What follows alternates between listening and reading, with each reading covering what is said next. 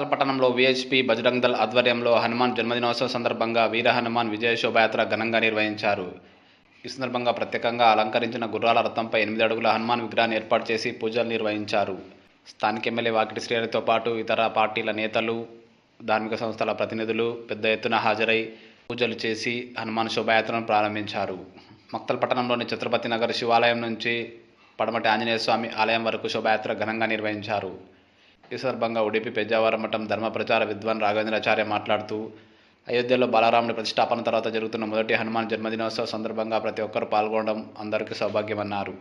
ధర్మానికి, శక్తికి, ఐక్యతకు ప్రతిరూపం హనుమంతుడని తెలిపారు.